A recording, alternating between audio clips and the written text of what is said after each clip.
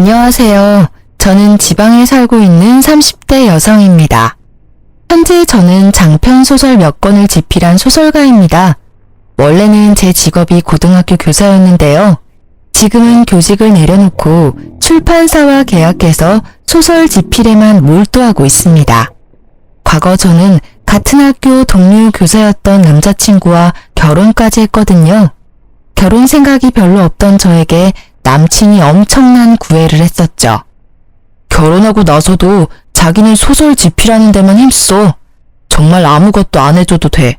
달라지는 건 없어. 달라지는 게 하나 있기는 하겠다. 살림은 내가 도맡아서 할 거야. 알았지? 자기는 그냥 내 옆에만 있어줘. 응? 옆에만 있어주는 건 결혼하지 않아도 할 수 있는데. 무슨 소리야. 연인과 부부는 완전히 다르잖아. 자기야, 과연 내가 결혼 생활을 잘할 수 있을까? 자기는 날 뭘 믿고 결혼을 하자는 거야. 나 한번 글 써내려가기 시작하면 자기한테 신경 못 쓰는 거 자기가 제일 잘 알잖아. 이런 나랑 결혼해서 당신이 득인 게 있을까? 나 좀 자신이 없어. 친정 부모님께서는 저를 워낙 독립적으로 키우셔서 저는 혼자가 익숙했어요. 또 혼자서도 잘하는 사람이었죠. 부모님과 저는 서로 살아오면서 일절 터치도 안 했어요. 다른 평범한 집과는 조금은 다른 분위기에서 자라서인지 저는 결혼이라는 제도가 더 낯설고 겁이 났습니다. 제가 과연 제 가정을 잘 이룰 수 있을까 의문도 들었습니다. 남자친구가 남편이 되는 건 아주 큰일이니까요. 남자친구는 불안해하는 저를 괜찮다고 매번 다독였어요. 결혼해도 크게 달라지는 건 없다고요. 그렇게 설득당해서 결혼을 했는데 결혼하니 달라지는 게 너무 많더라고요. 게다가 살림을 전적으로 본인이 할 거라던 남친은 결혼하고 남편이 되자 살림은커녕 자기 앞가림도 못했어요. 하지만 그런 건 일도 아니었어요. 한 명이나 두 명이나 살림 차이는 제게 비슷했거든요. 문제는 제가 남친이랑 결혼을 한 건지 남친 엄마랑 결혼을 한 건지 점점 헷갈리더라고요. 친정 부모님께서는 여유가 좀 되셔서 제가 결혼한다고 하니 집을 해주신다 하셨어요. 딸이 평생 결혼은 안 하고 살 줄 아셨대요. 쇠미야, 우리 신혼집 말이야. 신혼집? 응, 집은 반반하자. 양가 도움 없이 우리 힘으로만 말이야. 왜? 도움 주신다고 하면 받는 것도 나쁘지 않잖아. 우리 둘 다 능력 되는데 뭐하러 부모님 돈까지 써. 난 자식이 부모한테 손 벌리는 것도 불효라 생각해. 그래? 그럼 엄마 아빠한테 집은 됐다고 말씀드릴게. 어? 무슨 말이야 그게? 집 해주신다고 하셔서 알겠다고 했는데 자기 말 듣고 보니까 우리가 알아서 하는 게 좋을 것 같아. 그래? 그러셨구나. 주신다고 하면 받는 게 낫지 않을까? 응? 방금은 불효라 생각한다며. 그건 뭐 그래. 그냥 우리가 마련하지 뭐. 어쩐지 남친은 아쉬운 듯 보였습니다. 남친이 그 일을 나중에 또 언급할 줄은 몰랐어요. 어쨌든 결혼 준비에 들어간 돈 전부 남친과 저는 반반 부담했어요. 남자친구 집은 못 사는 것도 아니었고 평범했습니다. 다만 시모는 시부와 이혼을 해서 혼자 셨어요. 이 부분이 저는 크게 문제없다고 생각했는데 결혼하고부터 시모가 매일 일기 쓰듯 제게 연락이 왔어요. 재미야, 뭐하고 있니? 네가 두 번째로 출간한 소설을 읽고 있는데 네 생각이 나서 톡했어. 밥은 먹었니? 처음에는 제게 은근 애정 표현하는 시모가 귀엽다고 생각했어요. 하지만 시모의 연락은 하루가 다르게 불어났어요. 오죽하면 시모가 하루에 몇 번 화장실 가는지도 알고 있을 지경이었죠. 답장을 바로 하지 않으면 시모는 제게 여러 통 전화를 걸었어요. 얘야, 내가 보낸 톡 못 봤니? 아님 봤는데 답을 안 하는 거야. 전화는 또 왜 이제야 받는 거니? 너 때문에 아주 나 답답해서 죽는다. 어머님, 저 내년에 출간할 책 진도가 안 나가서요. 최대한 집중해서 쓰고 있어서 전화 들여다볼 시간이 없어요. 전화 볼 시간이 없다니 핑계가 너무 그렇다. 너는 무슨 밥도 안 먹고 책을 써? 아니잖아. 밥은 챙겨 먹을 거 아니야. 밥 챙겨 먹는 것처럼 지혜미한테 답장도 챙겨 해야지. 넌 꼭 이렇게 내가 전화를 걸게 만들더라. 어머님, 저 솔직하게 말하면 하루에 연락을 너무 많이 하셔서요. 제가 그걸 전부 답장하기는 힘들어요. 뭐? 어머머, 내가 또 하면 얼마나 했다고? 알았다. 난 네가 좋아서 연락하는 건데 너는 내가 싫구나. 아니 어머님, 그런 게 아니라요.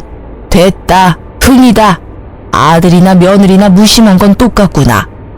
시모는 삐진 티를 내고 그 연락을 일방적으로 무시할 수도 없어서 남편에게 이 사실을 털어놓았어요. 여보, 요즘 어머님이 많이 외로우신가 봐. 매일같이 나한테 톡을 보내. 당신이 연락 좀 자주 드려. 그래? 너가 잘 좀 받아줘. 하루에 몇십 통씩 오니까 하는 말이지. 톡 안 읽으면 전화해서 왜 답장 안 하냐고 서운해 하시는데 솔직히 나 지필할 때 그러시니 너무 집중이 안 돼. 그러면 엄마 톡을 차단하는 건 어때? 뭐? 어떻게 차단을 해? 그냥 당신이 어머님한테 잘 설명해줘. 아니 늙은 시엄마 그거 하나 못 받아줘? 답장도 싫어, 차단도 싫어. 그럼 나보고 어쩌라는 거야? 남편에게 상담하니 오히려 제게 핀잔을 주더라고요. 순간 어이가 없었지만 남편이 학교 일 때문에 피곤한 거라고 저는 넘겨버렸어요. 그러다 갑자기 삐진 줄 알았던 시모가 저희 집에 찾아왔습니다. 재미야, 나 왔어. 어머님? 연락도 없이 어쩐 일이세요? 아들한테 들으니까 재미 너 많이 바쁘대서 내가 너 뒷바라지 하려고 왔지. 톡 답장도 안 하는 며느리 뭐가 예쁘다고. 나도 참 주책이지. 저는 그런 어머님을 어떻게 기분 나쁘지 않게 돌려보내지? 하는 생각에 하루 종일 글도 안 써지더라고요. 시모는 그런 제 상태를 아는지 모르는지 자신을 신경 쓰지 말라고 하면서 정말 너무 신경 쓰이게 했습니다. 저는 자포자기하고 그냥 오늘 하루는 표본 노릇하며 참자 생각했습니다. 재미야, 나 배고프다. 너 보니까 진짜 밥도 안 먹고 글만 쓰는구나. 아무리 그래도 밥은 잘 챙겨 먹어야지. 어머님, 제가 원래 점심에 커피만 마시고 밥은 따로 안 챙겨 먹어요. 점심 먹으면 배부르고 잠 와서 정신을 못 차리거든요. 그래? 근데 아무리 그래도 내 점심은 차려줘야 하지 않니? 어쩜 뭘 해먹으려 해도 집에 먹을 게 하나도 없잖아. 혹시 너희 매일 배달시켜 먹니? 매일 배달시켜 먹지는 않고요. 저 혼자 있을 때만 커피나 샌드위치 배달 자주 시켜 먹어요. 걱정 마세요. 남편이랑 같이 먹는 식사는 제가 거의 다 요리해요. 아무래도 괜히 제가 욕심부려서 장봐놓으면 안 먹고 썩히는 경우가 더 많더라고요. 그래서 보통 그이가 먹고 싶다고 하면 그 전날에 마트 온라인 배송으로 장 보고 있어요. 오늘은 오후 배송으로 주문해서 집에 먹을 게 없네요. 점심은 드시고 오신 줄 알았어요. 죄송해요. 아무래도 어머님 배달은 싫으시죠? 제가 나가서 간단한 거라도 장 봐 올게요. 그래? 꽤 살림을 하는구나 우리 셈이. 너무 기특하다. 어쩜 그렇게 꼼꼼해? 감사합니다. 어머님, 다음에는 오실 때 미리 연락해 주시고 와주세요. 그럼 제가 미리 드실 거라도 준비할 수 있잖아요. 응? 아까 내가 한 말 못 들었어? 내가 너 뒷바라지 해준다니까. 이제 아무 걱정하지 마. 내가 옆에 찰싹 붙어 있을 테니까. 네? 어머님, 그게 무슨 말씀이신지. 너 새 책 출간할 때까지 내가 여기 있으려고. 너 일하느라 바빠서 아직도 못 봤구나. 저기 현관에 봐봐. 나 짐도 다 싸왔잖니. 우리 이제 매일 사이좋게 지내보자. 짐이요? 시모 말을 듣고 현관에 가보니 엄청 큰 캐리어가 2개나 있더라고요. 샘이야, 그럼 나 어느 방 쓰면 될까? 내가 마음에 드는 방 쓰면 되니? 그렇게 어머님과의 동거가 시작됐어요. 제가 이건 아니다 싶어 남편에게 말해봤지만 남편은 철없이 엄마가 있어서 오히려 좋다고 했어요. 어머님 언제까지 계신데? 몰라. 가실 때 되면 알아서 가시겠지. 넌 그걸 못 참아서 자꾸 보채냐? 아니, 아무리 내가 편하셔도 그렇지. 신혼부부 집에 짐 싸들고 오시는 건 아니잖아. 당신이 좋게 말씀드려서 얼른 집에 모셔다 드려. 내가 왜 그래야 해? 엄마가 너한테 아기가 있으신 것도 아니고 순수하게 도와주시러 오신 거잖아. 그럼 우린 오히려 좋은 거 아니야? 난 당신이 왜 예민하게 구는지 모르겠다. 그거 알아? 나 연애 때는 몰랐는데 당신 지필 들어가면 생각보다 더 사람 숨 막히게 해. 엄마라도 계셔야 내가 숨통이 트이지. 이기적이게 당신 생각만 하지 마. 태평한 남편과 다르게 저는 한 사람 몫의 일거리가 더 늘어서 괴로웠어요. 출판사랑 달마다 어느 정도 원고 분량을 맞춰놓은 게 있는데 어머님 신경 쓰느라 또 남편 챙기느라 스트레스가 이만저만 아니었죠. 뒷바라지를 해주겠다던 시모는 혼자 밥을 챙겨 먹지도 못하더라고요. 세미야, 우리 점심 언제 먹을 거야? 네? 어머님, 저 점심 안 먹는다고 말씀드렸는데. 너 너무한다 정말. 이 나이에 내가 너 먹을 때까지 굶고 있어야 해? 어머님, 점심은 직접 챙겨 드시면 안 될까요? 아침은 제가 차려드렸잖아요. 저 아침 먹고 밀린 집안일 한 후에 겨우 이제 엉덩이 붙이고 원고 쓰기 시작했어요. 참나, 시엠이 점심 차리는 것 하나도 귀찮아. 내가 먹으면 얼마나 먹는다고. 서럽다 정말. 어머님, 제가 전업주부가 아니잖아요. 남편이 학교에서 일하는 것처럼 저도 일하는 며느리예요. 티는 안 나겠지만 집이 제 일터거든요. 어머님께서 자꾸 이러시면 저도 서러워요. 점심은 배달이라도 시켜드리면 안 될까요? 배달은 무슨. 됐다. 그냥 대충 찬밥에 물이나 말아서 먹고 말지. 그럼 그러시겠어요? 저는 굶더라도 꼭 오늘치 분량은 지필해야 해서요. 배달 주문도 싫다 하는 시모에게 저는 냉정하게 굴었어요. 그래도 마음은 편치 않더군요. 도대체 집에는 언제 가시는지 남편에게도 점점 화가 났어요. 싸우기는 싫어서 저도 좋은 방법을 생각해냈죠. 엄마, 우리 집에 와서 좀 계셔줘. 귀찮은 거 알지만 딸내미 좀 도와줘. 응? 갑자기? 왜? 너 무슨 일 있니? 남편과 시모 몰래 엄마께 하소연하니 엄마는 1시간 후에 바로 집으로 달려와 주셨어요. 어머, 사돈어른께서 여기 어쩐 일이세요? 사돈어른이야말로 여기서 뭐 하세요? 저는 딸내미 일하는데 사위 못 먹을까봐 밥 챙겨주러 왔어요. 엄마? 어쩐 일이세요? 제가 완전 시치미를 뗐지만 시모는 눈치챘는지 저를 빤히 쳐다보더라고요. 저야 뭐 우리 예쁜 며느리 챙겨주러 왔죠. 아유, 얘가 뭐가 예쁘다고 사서 고생하세요. 저도 진작 신경 썼어야 했는데 너무 감사하네요. 앞으로는 제가 애들 부부 챙길 테니 사돈어른께서는 얼른 집에 가셔서 쉬세요. 아니면 그냥 저랑 같이 당분간 여기서 지내실래요? 애들 다 컸지만 꼭 공동육아하는 기분이 들겠네요. 아닙니다, 사돈. 오셨으니 저는 이만 가봐야겠네요. 시모는 친정엄마가 불편한지 고민도 안 하고 짐을 챙겨서 돌아갔습니다. 저는 드디어 해방감을 느꼈어요. 나가실 때 살짝 저를 째려보고 가시는 듯 했지만 상관없었어요. 너무 홀가분했거든요. 엄마한테 진작 연락하지 그랬어. 혼자 엄청 스트레스 받았겠네. 아니, 사돈어른은 아무리 그래도 결혼한 지 얼마 안 된 신혼집에 짐을 저렇게 많이 싸우셨다니? 모르겠어. 외로우셔서 그런 건지 아님 나 시집살이 하려고 그러신 건지. 엄마, 이제 신경 쓰지 말고 집 가셔도 돼. 갑자기 불러서 너무 미안해.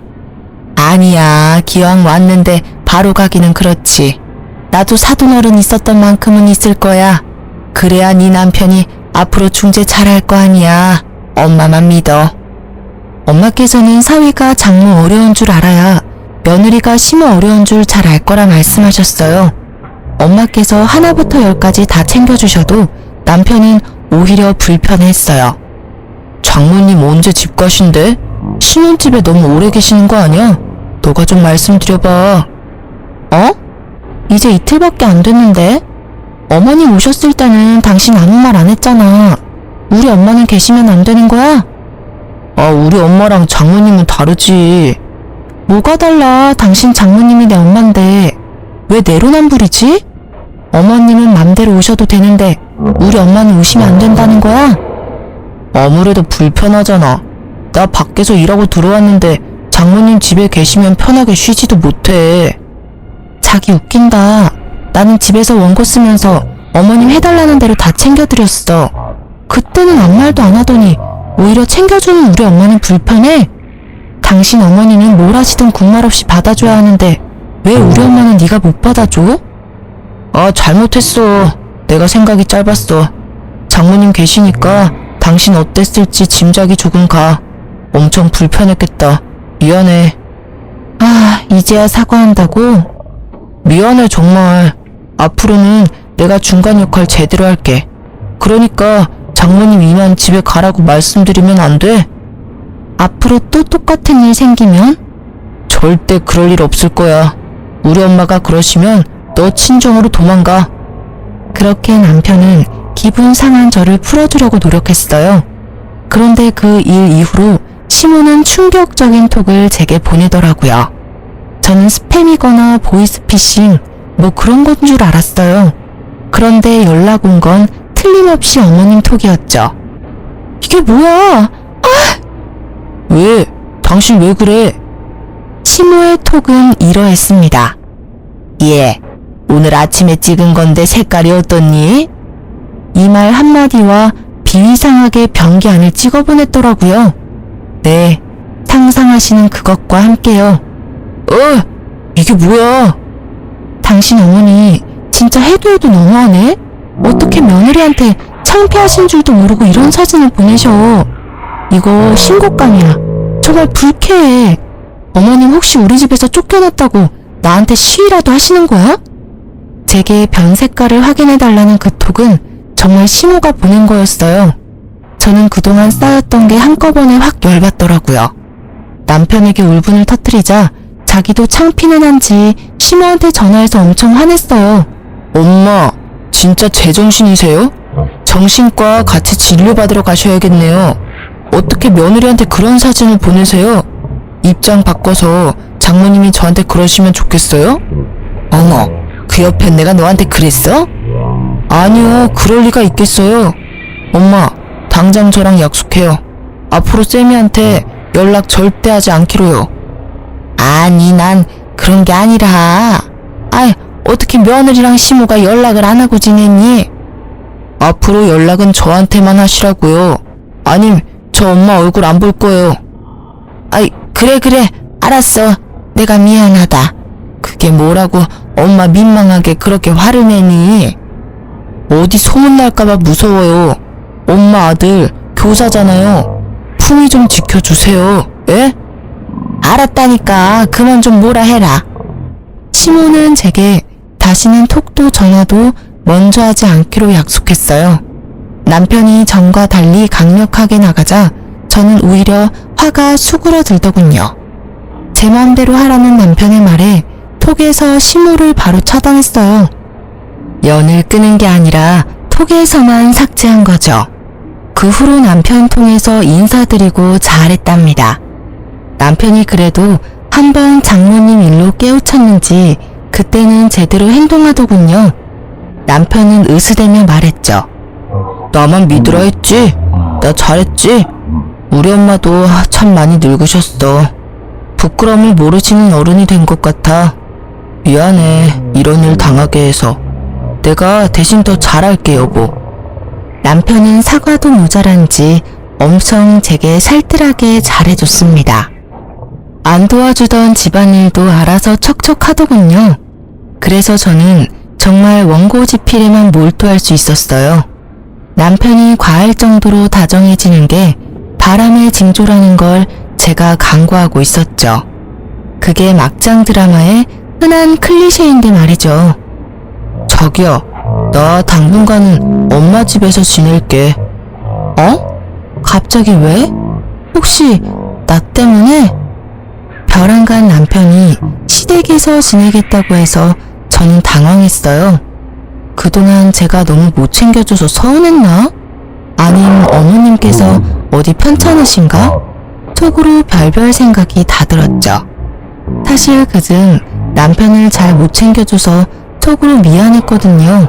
당신 이제 소설 마지막 퇴고할 때 되지 않았어? 열심히 달려온 만큼 마지막도 집중 잘했으면 좋겠어. 뭔가 이렇게 얼굴 보고 말하려니 쑥스럽다. 나 때문에 방해받지 않았으면 해서 말이야. 내가 잠시 엄마 집에 있으려고. 뭐야 자기, 나 감동받아서 눈물 나려고 해.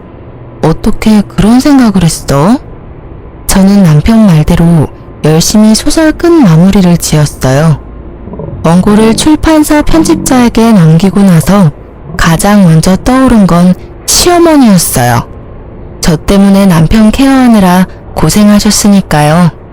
저는 톡에 들어가 차단을 풀고 심호께 톡을 드렸어요. 아무래도 전화보다 톡을 더 좋아하시니까 그렇게 먼저 인사드리면 더 기뻐하실 것 같았거든요. 어머님, 저 드디어 집필 끝냈어요. 남편 챙겨줘서 너무 감사합니다. 내일쯤 제가 들릴게요. 드시고 싶은 거 있으면 말씀해주세요. 친정엄마보다 먼저 데이트 신청 드리는 거예요? 감사하다는 인사를 드리자마자 시모는 역시나 바로 전화가 왔어요. 어머, 우리 아가 이제 다시 예전처럼 너랑 친구처럼 연락해도 되는 거니? 근데 갑자기 무슨 그런 감동적인 톡을 보냈어. 네가 고생했지. 남편 케어하느라 소설 쓰느라. 이제 당분간은 계약하지 말고 나랑 놀자꾸나. 우리 며느리랑 아들 얼굴 못 본 지가 오래네. 내일 만나지 말고 그냥 지금 바로 내가 갈까? 네? 남편 시댁에 있지 않아요? 그때 알 수 없는 싸한 기운이 제 온몸을 스치더라고요. 바로 직감으로 알 수 있었어요. 이 사람 바람 피고 있구나. 아니나 다를까 어머님께 은근 캐물으니 남편은 그동안 시댁에 있었던 게 아니더라고요. 도대체 어디에서 지낸 걸까? 저는 상상하면서 엄청 괴로웠습니다. 그 안 좋은 생각들이 그저 제 상상으로 끝나길 바랬어요.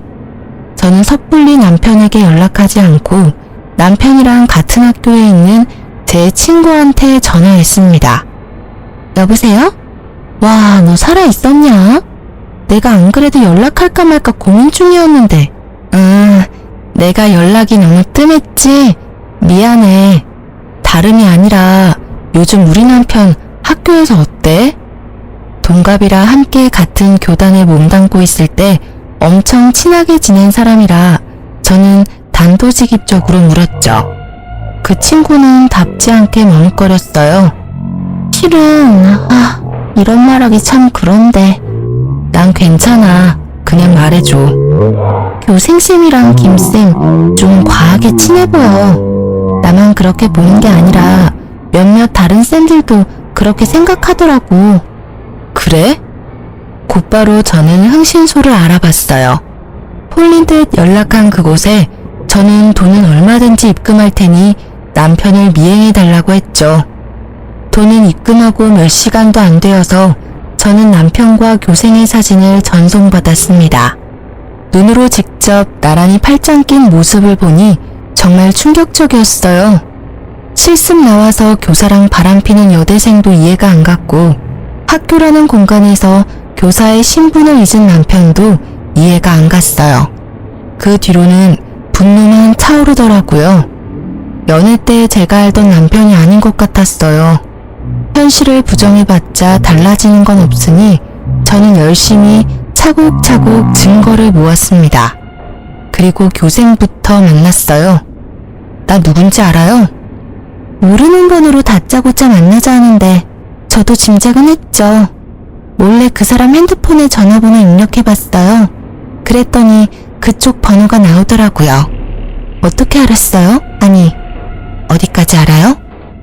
자기가 한 짓이 뭔지도 모르고 엄청 당당하구나. 왜 몰라요. 우리 불륜인 거 잘 알고 있어요. 근데 어쩌겠어요. 세상에는 여러 가지 사랑이 있는 거잖아요. 저는 선생님 사랑해요. 첫눈에 반했어요. 저도 선생님도요. 당돌하게 남편을 사랑한다는 여대생을 보고 저는 기가 찼어요. 앞으로 미래의 자기 인생은 안중에도 없는 것 같았거든요. 지금 네 말들 나한테는 사약 내리는 거는 마찬가지야. 너한테는 미래에 널 죽일 독약이겠지. 어떻게 죄책감이 하나도 안 느껴지지? 너 처음이 아니구나. 유부남 만난 거. 아니고서야 그렇게 태어날 수 없어. 우와, 소설 작가라고 하시더니 엄청 감성적이네요. 진짜 웃겨. 저기요, 그 사람 내 집에서 먹고 자고 얼마나 편안하게 잘 지내는지 당신이 알아요? 그냥 지금처럼 모르는 척 지내요. 당신은 하고 싶은 일 하면서 사람들 앞에서는 사이좋은 부부인 척 할 수 있잖아요. 내가 그 사람 다 챙겨주고 그 사람은 당신한테 다정하게 굴어주는데 뭐가 그렇게 분해요? 뭐? 너 정말 안 되겠구나. 내가 분해서 너 딱이라도 한 대 날리고 싶은데 뭘 모르는 애라서 참는다. 너네 부모님 아시면 피눈물 흘리셔. 너 대학에 소문나도 상관없니? 교사라는 꿈은 버리기로 한 거야? 지금 어디서 날 협박해? 역시나 자기 가족과 꿈에 대한 이야기를 하니 차분하고 맹랑했던 대학생 상간녀는 이성을 잃더라고요. 남편에게 전화해서 우는 상간녀를 보고 저는 기가 찼어요. 그리고 그 전화 한 통에 불이 나게 달려온 내 남편을 보고 하늘이 무너지는 기분을 느꼈죠. 이미 끝난 사이라고 머릿속에서 계속 되뇌었지만 마음이 갈기갈기 찢겨나가는 아픔은 그대로였어요. 그동안 나 포함해서 가족들 잘도 속이고 바람폈네? 대단해 정말. 인간이야? 네가 인간이냐고. 제가 울면서 말해도 남편은 끄떡도 안 했어요. 오히려 적반하장으로 제게 고백을 했어요. 저 말고 상간녀에 대한 사랑을 고백했죠. 미치게 끌리는 걸 어떡해. 너랑 성격이 정반대야. 엄청 따스해. 자기 꿈보다 내가 우선인 여자라고. 너랑 정반대라서 너무 좋아. 살갑고 어리지만 마음이 넓거든. 너처럼 시댁 어렵다고 투덜거릴 사람도 아니야. 그래서 너랑 이혼하면 우리 엄마랑 셋이 살기로 약속했어. 네가 조용히 이혼만 해준다면 신혼집은 너 줄게. 그러니까 일 크게 만들지 마. 요란하게 이혼하면 너도 손해야. 너 작가 타이틀 개인사로 얼룩지고 싶어? 뭐? 반반 냈던 신혼집을 나 준다고? 고작 그거 가지고 어디 생색이야? 신혼집? 그거는 당연히 내 거지. 앞으로는 그거 말고도 더 뺏을 거야. 재산은 당연히 내가 더 많지만 네 재산 일부분까지 내가 다 뺏을 거라고. 악담 그만해. 추하다 정말. 추한 건 너네야. 내가 찍은 사진만 해도 100장이 넘어. 얼마나 둘이 붙어 다니면 말이야. 야, 너 지금은 이놈이랑 엄청 애틋하지? 눈만 마주쳐도 안 달라지? 네가 뭐 특별한 사람인 양 착각하지 마. 나도 연애 때 그랬어. 어디 조금만 지나봐. 내가 오늘 기회 줬는데 네가 스스로 발로 차버리고 네 인생 망가뜨린 거야. 분명히 알아도? 남의 가정 파탄 내놓고 너 잘 살 것 같지? 아니야. 너 분명 지옥굴에 들어가서 피눈물 흘릴 거야. 저놈이 그렇게 좋아? 그래, 너 가져. 1년 후에, 아니 몇 개월 후만 내다봐도 네 꼬라지 훤히 보여. 아줌마, 소설가 말고 무당이 꿈이야? 시간이 말해주겠지.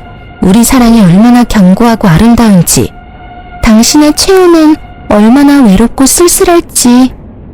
상간녀와 남편은 끝까지 저를 개무시했습니다. 미리 알아본 변호사를 통해서 저는 바로 이혼 소송을 걸었어요. 그때 제가 다녔던 학교, 그러니까 남편이 현재 다니고 있는 학교의 교장 선생님께 연락이 왔습니다. 잠시 학교에 와줄 수 있느냐고 물으셨죠. 저는 대충 짐작했어요. 학교에도 이미 소문이 날 대로 났더군요. 학교에 찾아가니 갑자기 남편놈이 제 앞을 막고 교장실에 가기 전 할 말이 있다며 절 붙잡더라고요. 남편놈 바지가랑이 잡고 늘어져서 하는 말이 웃기지도 않았어요. 여보, 나 교사 생활 절대 이대로 끝낼 수 없어. 나 아이들 가르치는 거 너무 행복해. 나 평생 교단에 서고 싶다고. 제발 내 명예 지켜줘. 응? 다 의심하고 있는데 당신만 아니라고 말해주면 돼. 우리 이혼하는 것도 말하지 말고 제발 교장쌤한테 말 좀 좋게 해줘. 학교 측에서 뭐라고 하든 간에 아니라고 변명해주라. 사람 하나 살린다고 생각하고 말이야. 그럼 내가 당신 원하는 소원 하나 들어줄게. 응? 뭐라는 거야 이 쓰레기가. 당장 안 놔? 안 꺼져? 저는 거칠게 남편을 밀치고 교장실로 들어갔습니다. 상간녀는 이미 와 있더라고요. 마지막에 봤던 상간녀의 당당한 태도는 그 어디에도 없었어요. 교장 선생님 안녕하셨어요. 저 왔습니다. 아유, 이 선생 오셨어요? 이런 불미스러운 일로 연락하게 돼서 내가 면목이 없네요. 아니에요. 면목 없어야 할 사람은 따로 있잖아요. 수심이 가득한 얼굴로 교장 선생님은 제게 여쭤봤어요. 이 선생님, 혹시 제가 오늘 왜 연락드렸는지 알고 있나요? 네, 그럼요. 저희 남편 때문이잖아요. 아이들 부모님께서 담임 선생님과 교생 선생님이 적절하지 않은 관계 같다고 연락이 많이 와서요. 학교 측에서도 단순히 넘어갈 문제가 아니라 연락드렸어요. 에휴, 당사자들은 죽어도 아니라고 하고 학부모들은 계속 의심하고 이 선생님이 이 건에 대해서 대신 소명을 해주셔야 아무래도 이 소문이 잠재워질 것 같아서요. 두는 저도 아는데 눈치 빠른 아이들이 몰랐을까요? 이미 둘의 불륜 소문은 파다했습니다. 저는 주저없이 교장 선생님께 말했어요. 아이들 눈이 정확하죠. 그 말은 즉슨 불륜이 맞다는 겁니까? 네, 이혼 소송 중입니다. 제 말로는 신빙성이 없어서 사진 몇 장 들고 왔어요. 흉측하지만 교장 선생님께서 직접 봐주시겠어요? 그러자 남편은 절망한 듯 무릎 꿇고 잘못했다 빌었고요. 상간녀는 무섭게 제게 달려들었죠. 야! 이 미친 개! 어디서 남의 앞길을 막으려고! 그래서 저는 그대로라면 제가 맞을 것 같아 먼저 상간녀의 뺨을 날리며 말했습니다. 너 나한테 너네 사랑이라며. 그렇게 당당할 때는 언제고 왜 지금은 떳떳하지 못하니? 일침을 날리자 상간녀는 또 돌변하여 갑자기 울면서 빌더군요. 사랑은 무슨?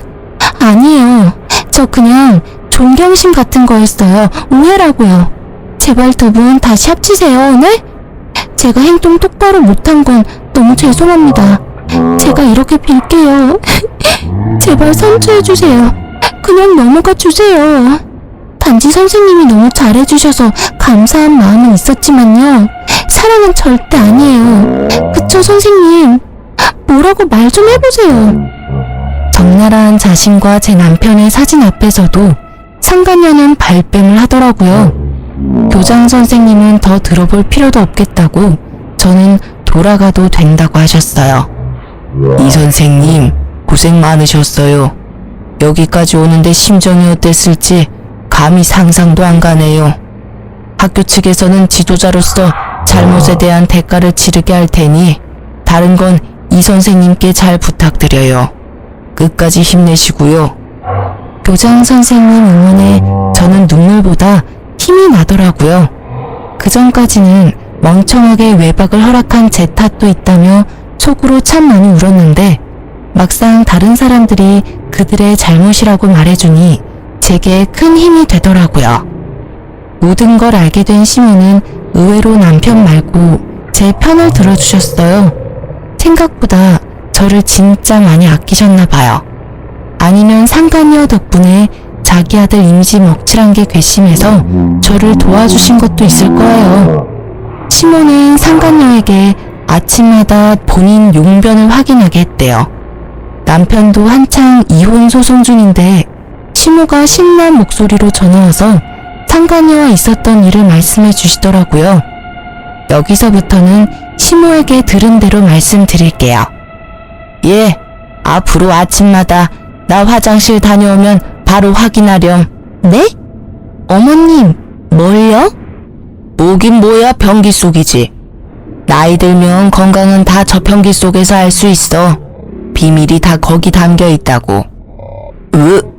변기요? 뭐 너 임신했냐?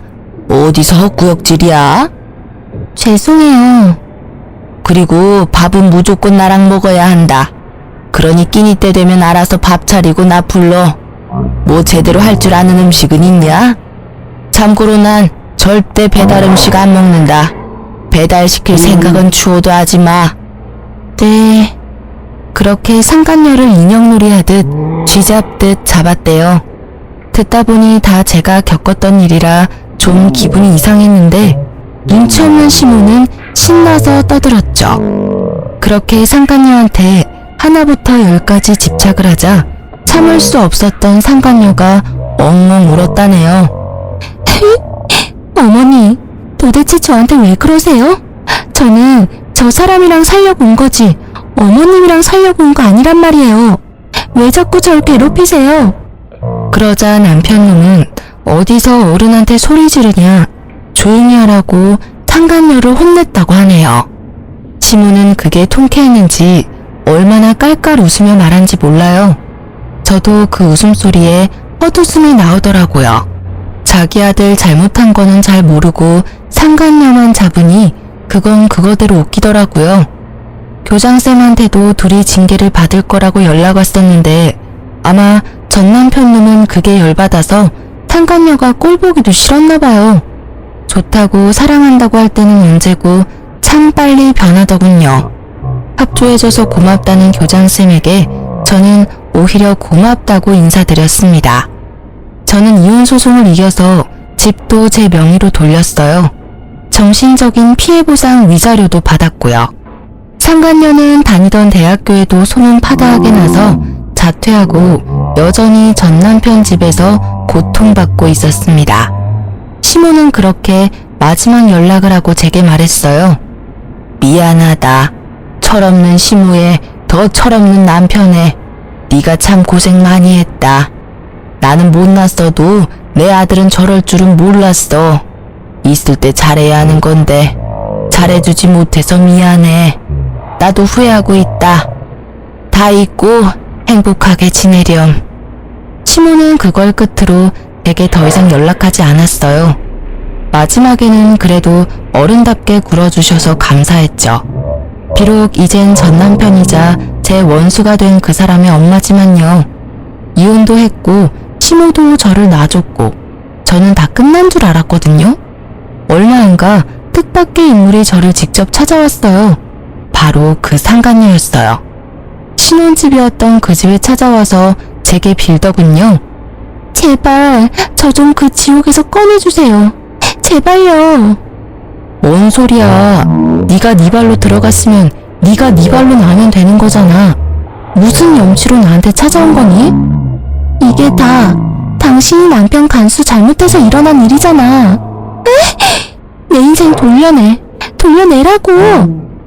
너 맛이 아주 갔구나. 경찰 부르기 전에 얼른 돌아가. 사랑하는 네 남자 집으로.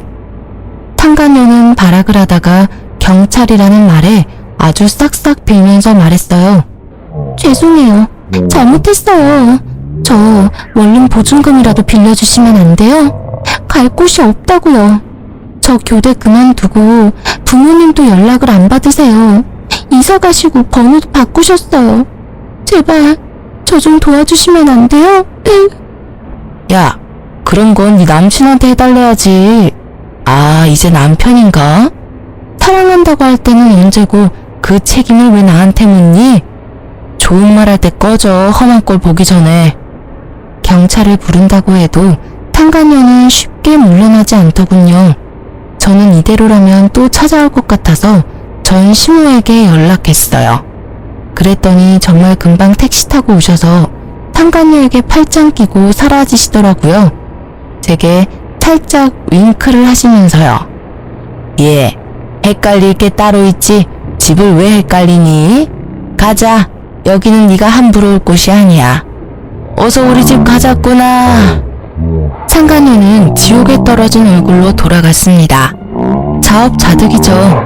불륜에 뛰어든 건 자기면서 벗어나는 건 피해자인 저에게 도와달라니 심보가 괘씸했어요.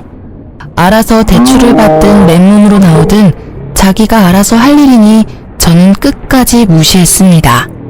전 남편은 학교도 잘리고 바람핀 게 온 동네에 소문이 쫙 났는지 집에서 놀고만 있더라고요. 당연한 결말이죠. 전 남편이 다른 사립학교에 아무리 연락해도 불륜놈을 선생으로 고용할 리가 없겠죠. 그래서 요즘은 술독에 빠져서 폐인처럼 살고 있더라고요. 어떻게 알았냐고요? 저도 굳이 알고 싶지 않았어요. 얼마 전 같은 동네라 우연히 마주쳤거든요. 고주망태가 된 전 남편은 여전히 저를 여보라 불렀어요. 발끝에서 머리끝까지 온몸에 소름이 쫙 끼치더군요. 여보, 자기야, 어디 갔었어? 한참 찾았잖아. 누구세요? 누구냐니? 자기 서방이지. 미쳤냐? 꼴이 그게 뭐니? 여보, 시간을 되돌릴 수는 없나? 그런 게 어디 없을까? 나 너무너무 후회가 돼. 우리 어디서부터 잘못된 걸까? 어디서부터 잘못됐냐고? 몰라서 묻냐? 젊은 상간녀랑 놀아날 때는 언제고 어디서 감성적인 척 폼을 잡니? 아, 네가 나한테 잘못한 거 생각하면 정말 피가 거꾸로 솟지만 너 지금부터라도 인생 똑바로 살아. 어디 가서 전 남편 이러고 산다더라 소문나면 나도 쪽팔린 일이거든? 제발 나한테 더 이상 쪽은 주지 마, 어? 아님 아무도 모르는 곳에 이사 가던가. 난 너밖에 없어. 여전히 널 사랑한다고. 근데 왜 우리가 이렇게 헤어져야 하냐고. 야, 그 입 찢어버리기 전에 조용해. 내가 널 위해서 참은 줄 알아? 날 위해서 참은 거야.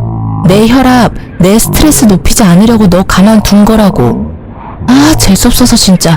내가 이사를 가야겠다. 기어코 날 이사 가게 만드네. 잘못은 다 네가 해놓고 말이야. 전 남편 놈은 저를 붙잡고 안놔주더군요. 결혼했을 때 전 시모가 제게 그렇게 연락했는데 이혼하니 이상하게 제가 전 시모에게 연락을 계속하더군요. 예, 경찰에 신고 안 하고 먼저 어머님께 전화를 드렸어요. 그러자 또 한 걸음에 달려오신 어머님은 빈손으로 오시지 않았어요. 차가운 냉수를, 아니 약수터에서 물드는 그 큰 식수통을 들고 오셨어요. 어머님, 혹시 약수물 들어갔다 오셨어요? 괜히 연락했나봐요. 마음 같아서는 확 경찰서에 연락하려다가 혹시나 해서 오지랖에 연락드렸네요. 죄송합니다. 네가 뭐가 죄송해. 죄송은 이 몹쓸 놈이 해야지. 죄송할 것 하나 없다. 그리고 다음에는 미안하지만 나한테 연락하지 말고 주태부리면 그냥 다이렉트로 경찰에 신고해. 이런 것도 내가 아들이라고 낳고 미역국을 먹었다. 참나. 바람핀 주제에 어디서 조강지처한테 질척거려? 얼른 정신 차리고 일어나. 야, 안 일어나? 어머님은 발로 전 남편을 걷어차면서 성질을 부리셨어요. 그런 모습은 처음이라 저는 내심 놀랐습니다. 전 남편 놈이 여전히 정신을 못 차리자 전 시모는 물통 뚜껑을 열어 전 남편 머리에 그대로 콸콸 부었어요. 차가. 뭐야? 뭐긴 뭐야? 네 애미다 이 자식아. 그렇게 전 남편을 끌고 전 시모는 사라졌어요. 진짜 그게 마지막 모습이었습니다. 진짜 똥이 무서워서 피하나요? 더러워서 피하지. 결국 전 남편과 두 번 다시는 마주치고 싶지는 않아서 제가 신혼집을 내놓고 이사를 했어요. 다행히 앞으로는 전 시모께서 아들도 상간녀도 알아서 잘 처리할 듯 싶어요. 사실 전 시모가 제게 아들 인생 망쳤다고 난동 부릴 줄 알았거든요. 그런데 전 시모는 정확하게 상황을 구분했습니다. 제가 아니라 상간녀와 남편에게 올바른 분노를 표했잖아요. 저는 얼마 전에 또 출판사랑 계약금 받고 원고 계약했습니다. 이혼하니 글이 더 잘 써지더라고요. 이혼 당시에 썼던 작품은 아쉽게도 별일이 많았던 만큼 작품 성적이 별로 안 좋았어요. 하지만 그 후에 쓴 것들은 좀 흥행하고 있어요. 앞으로 저 혼자서 잘 살 수 있겠죠? 원래 혼자서 잘 살았으니까요. 그럼 저는 열심히 제 솔로 인생 꾸려나갈게요. 홀로서기한 저 많은 응원 부탁드려요. 긴 사연 들어주셔서 정말 감사합니다. 안녕하세요. 저는 딸을 하나 둔 30대 초반의 돌싱녀입니다. 저도 제가 이렇게 이른 나이에 이혼을 하고 이렇게 사연을 올리게 될 줄은 몰랐죠. 제가 남편과 결혼을 하게 된 결정적인 원인은 속도 위반에 있었습니다. 남편과 저는 소개팅으로 만난 사이였어요. 서로 말이 잘 통하고 개그 코드도 맞았기에 저희는 금방 친해졌고 사귀게 되었죠. 사실 그 당시에는 결혼까지 생각한 건 아니었어요. 그러기엔 제가 너무 어렸으니까요. 그런데 크리스마스 날에 둘 다 술을 마시고 실수를 한 거죠. 그렇게 딸아이가 생겨서 결혼을 하게 된 거였어요. 그래도 사랑하지 않는 사람은 아니었고 언젠가는 결혼을 해야 하는데 그날이 일찍 온 것뿐이라고 저를 다독이며 결혼의 앞날이 반짝이기만을 기대했어요. 그런데 시모와 만난 날에는 그 기대가 푹 꺾이더라고요. 저를 보는 시선이 쎄하더라고요. 같이 밥을 먹는 자리에서 남편이 잠깐 볼일 보러 나가자 제게 듣고 있기 힘든 말을 쏟아내더라고요. 너 같은 게 언감생신 내 아들을 넘보다니 분수를 모른다며 애가 져서 결혼하면서 네가 우리 아들 앞길 막은 거다라고 엄청난 악담을 하셨죠. 그때 이 결혼에 대해 다시 생각해봤어야 했는데 이미 생긴 아이에게 아빠 없이 자라게 하는 건 너무 가혹하다는 생각으로 참고 견뎠어요. 결국 시모의 혹독한 소리에 저는 결혼과 관련된 모든 것을 조금도 모자람 없이 해내야 했어요. 제 돈으로 혼수를 들이면서 집을 마련하는 것조차 제 돈을 보태야 했어요. 그러나 그 뒤에도 시모의 괴롭힘은 멈추질 않았어요. 그리고 저도 점점 나이가 먹어가면서 참는 게 능사가 아니라는 걸 배워가고 있었어요. 제가 저를 무시하고 매도하는 시모와 처음으로 싸운 건 결혼 3년 만의 일이었어요. 명절 전날 전을 굽기 위해 시댁으로 갔던 저는 여느 해와 다름없이 뜨거운 불 앞에 앉아 혼자 전을 굽고 있었어요. 시모는 앉아서 TV를 보고 있었고요. 남편은 그 자리에 아예 없었죠. 그런 제게 회사에서 전화가 왔더라고요. 전화를 받았더니 급하게 해결해야 할 일이 생겼다며 제게 잠깐만 회사에 나왔다 가라고 하더군요. 안 될 것 같다고 이야기했지만 사안을 들어보니 제가 관여된 일이라 어쩔 수 없이 직접 가야 하는 상황이 되었어요. 결국 저는 시모에게 죄송하다고 몇 번이나 이야기하고 회사를 다녀왔어요.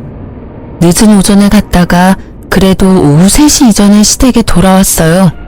저 나름대로 빨리 왔다고 생각하며 조심스럽게 시모에게 말을 걸었죠. 어머님, 저 왔어요. 죄송해요. 남은 건 제가 할 테니까 가서 쉬세요. 그렇지만 정작 부엌 상태를 보니 시모가 한 일은 아무것도 없었어요. 제가 일하고 있는 동안 시모는 여전히 TV를 보며 쉬고 계셨던 거죠. 그래도 일찍 와서 제가 시간 내에 다 할 수 있을 것 같아 다행이라고 생각하고 있었는데 시모가 거실 소파에 앉아 한숨을 푹푹 쉬며 이렇게 말하더라고요. 정말 못 배워먹은 애들은 어딜 가도 티가 나네. 우리 정환이가 옛날에 사귀던 애는 싹싹하고 경우가 바르던데. 인물이면 인물, 집안이면 집안, 성품이면 성품. 뭐 하나 빠지는 구석이 없던 애를 놔두고 어떻게 이 집안에 저런 애가 며느리로 들어와서는 얼굴이 못생겼으면 일이라도 잘해야지. 이도저도 아닌 저런 애를 데려와 갖고는 저는 그 말에 머리가 지끈거리는 걸 느꼈어요. 하루 이틀 일도 아니고 매번 남편의 전 여자친구 이야기를 하시니 이제는 귀에 딱지가 앉을 지경이었거든요. 결혼하고 3년간 내 말을 다 듣고 있었으면서도 꿋꿋하게 아들 옆에 붙어있는 걸 보니 뻔뻔하고 징그럽기까지 아니 원. 어떻게 여자애가 피임도 안 하고 조신하지 못하게 남자를 꼬시는 거야? 머리에 든 게 없는 애들이 그런 쪽으로만 빠르지. 안 그러니? 그런 일만 없었어도 우리 정환이 인생이 펴는 건데 아우 속상해. 너 볼 때마다 아주 화병이 날 것 같아. 결국 저를 향한 날카로운 심호의 그 말에 저도 뚜껑이 열리고 말았어요. 그래서 결국은 가두고 있었던 감정들을 모두 심호에게 쏟아 부어버렸어요. 어머님, 말씀이 좀 지나치시네요. 아니, 애는 혼자 가져요? 제가 싫다는 남자 꼬셨다 하더라도 지도 마음이 동했으니까 애가 생긴 거잖아요. 그럼 아들 탓도 하셔야지 왜 제 탓만 하시는 거예요? 피임을 저만 하면 뭐예요? 어머님 아들도 피임을 안 했으니 애가 생기겠죠. 애가 생겨서 결혼한 게 그렇게 화날 일이시면 저 말고 정환 씨한테 가서 따지세요. 정환 씨한테는 한마디도 못하면서 제가 만만하니까 저만 잡는 거잖아요. 그리고 정환 씨 옛날 여친이 얼마나 대단했는지는 모르겠지만 지금 정환 씨랑 살고 있는 거 저예요. 어머니 옆에서 그 모진 소리 들어가며 명절 생신 제사 다 챙기는 건 저라고요. 어머 얘 좀 봐. 네가 감히 나한테 따진 거니? 하늘 같은 시어미한테 지금 말 대답한 거야? 이거 봐. 교양이 없으니 이런 막대먹은 소리가 나오지. 네가 진짜 배운 게 있으면 어른한테 그런 소리 하겠니? 정말 기가 막혀서 이런 것도 며느리라고 교육을 해야 하는 나는 무슨 잘못이니? 그리고 여자가 마음 먹고 덤비면 안 넘어갈 남자가 어딨어. 애만 안 생겼어도. 어머님은 교양이 있으셔서 당신 아들의 딸 낳아준 며느리한테 그런 말 하는 거였어요? 말대답이 아니라 이제까지 못한 바른 말 한 겁니다. 저를 며느리로 대하고 싶지 않으시면 그렇게 하세요. 저도 시어머니로 모시지 않을 테니까. 그리고 제가 애 생겨서 결혼한 거에 반감 가지신 것 같으니까 제 딸은 이제 앞으로 어머님께 보여드리지 않을게요. 도대체 애가 무슨 잘못이에요? 전 제 딸 그런 소리 들으면서 자라게 둘 생각 없으니까. 결국 굽고 있던 전을 던져버리고 저는 딸과 친정으로 돌아갔어요. 명절 전날 친정에 온 저를 보고 친정 부모님은 모두 놀라셨지만 화가 나 씩씩거리는 제 모습에 크게 뭐라 하진 않으셨어요. 그도 그럴 것이 두 분은 제 성격을 잘 아시잖아요. 웬만하면 터지지 않는 제 분노가 터져버린 걸 보고는 분명히 무슨 일이 크게 벌어졌다고 생각하셨겠죠. 그리고 그날 저녁 남편이 전화가 왔더라고요. 받지 않으려다가 이번 기회에 심호 버릇을 고쳐야겠다고 생각했죠. 무슨 일이야? 냉정한 제 목소리에도 남편은 제 화내기에 바빴어요. 걱정은 하나도 되지 않는지 다짜고짜 화내는 남편에게 저는 약간 실망감이 들 정도였죠. 무슨 일이라니? 명절 전인데 당신이 여기 없는 게 무슨 일인 거지? 명절 준비 안 해? 이렇게 다 팽개치고 뭐 하는 짓이야? 아, 어머님이 당신한테 이야기 안 하셨나 보네. 그러니 당신이 나한테 화를 내지. 무슨 일 있었는지 못 들었어? 내가 명절 전날 친정에 오게 만들 만큼 충격적인 말을 하셨는데 당신한테는 알리고 싶지 않으셨나 봐? 엄마가? 별말 없으시던데. 아, 너 또 잔소리 들었다고 지금 친정 가 있는 거야? 매번 듣는 이야기 때문에 지금 시위하는 거지? 네가 어린애야? 생각을 좀 해봐. 엄마 잔소리가 하루 이틀 일도 아닌데 왜 새삼스럽게 굴어? 잔소리라면 잔소리지. 당신 옛날 여자친구 이야기 꺼내면서 나를 피임도 안 하고 남자 꼬셔서 애 낳은 꽃뱀으로 만들던데 그 잔소리 맨날 하시는 데다가 오늘은 여전히 당신 옆에 붙어있는 내가 징그럽다고 하셨어. 당신 생각은 어때? 이래도 그냥 잔소리야? 이거 거의 인격 모독의 언어 폭력 수준이야. 나 당신을 가져서 결혼했지만 그랬기 때문에 시어머니한테 잘 보이려고 애 많이 썼어. 그런데 여전히 어머니는 나를 며느리로 안 봐주잖아. 그리고 당신 태도도 그래. 와이프가 그런 소리 들으면 좀 막아줘야 하는 거 아니야? 매번 멀뚱멀뚱 남의 이야기 하는 것처럼 아무 말 없이. 그것도 진짜 짜증나는 일인 거 알아? 제 말에 남편도 놀랐는지 잠시 폰 너머로 말이 없더군요. 이제껏 시무가 저를 탓하고 무시해도 참아온 건 저였어요. 남편은 마치 아무런 말도 듣지 않은 것처럼 행동했고요. 이야기를 하다 보니 그런 남편에게 화가 치밀더라고요. 남편은 제 분노에 잠시 머뭇거리나 싶더니 곧 크게 한숨을 푹 내쉬고는 애 어르듯이 말했어요. 당신이 참고 넘기면 될 일이잖아. 늙은 모친이 옛날 생각나서 그런 말 하는 거 그냥 넘기던지 한 귀로 흘리던지 하면 될 일이지. 다짜고짜 정 굽다가 날라버리면 뒷수습은 누가 해? 어차피 지금 나는 당신이랑 살고 있잖아. 그럼 상황 끝난 거지. 엄마가 뭐라건 크게 신경 쓰지 말라고. 나도 엄마 잔소리가 별거 아니라고 생각해서 별다른 조치를 취하지 않은 것 뿐이야. 엄마가 아무리 그래봐야 우리는 부부잖아. 안 그래? 그걸 어떻게 한 귀로 듣고 흘려.